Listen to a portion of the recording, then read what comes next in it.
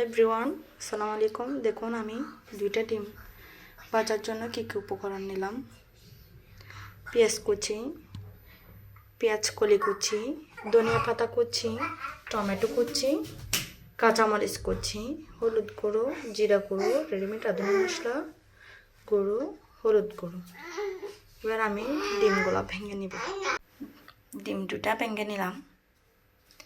এবার আমি মিশিয়ে দিব একে একে সব উপকরণ। এবার আমি দিয়ে দিচ্ছি পেঁয়াজ কলি কুচিগুলো,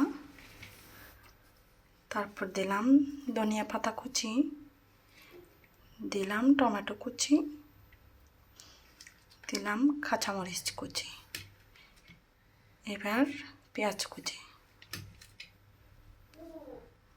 তারপর দিলাম জিরার গুঁড়ি, রাঁধুনি রেডিমেড মশলা গুঁড়ি, হলুদ গুঁড়ি, ধনিয়া গুঁড়ি, অল্প পরিমাণে দিলাম লবণ। লবণটা আপনাদের স্বাদ অনুযায়ী দিবেন। এবার আমি ভালোভাবে মিশিয়ে নিব।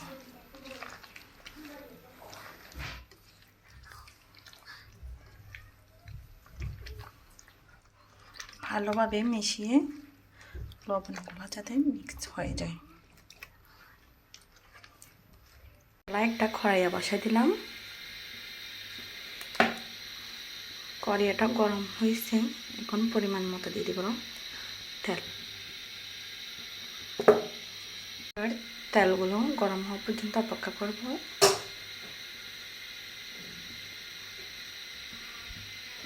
আমাদের তেলগুলো গরম হয়েছে, এখন দিয়ে দিব মেখে রাখা ডিমটা।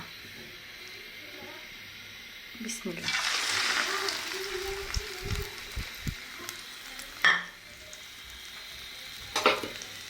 এবার আমি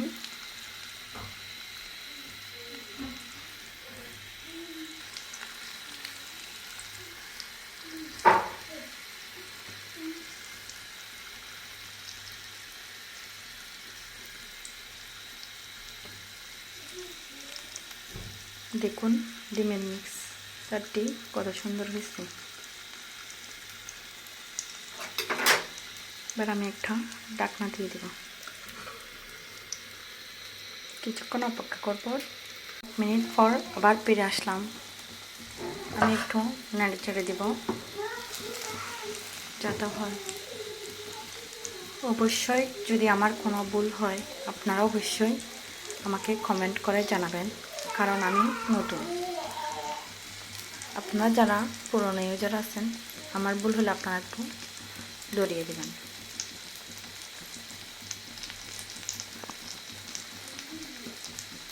এবার আর কিছুক্ষণের জন্য ঢাকনাটা দিয়ে দেব। দেখুন গাইস, আমার ডিম ভাজা হয়ে গেছে।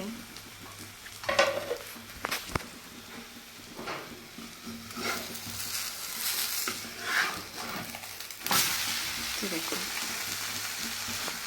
মাশাআল্লাহ। এবার আমার পরিবেশনের পালা।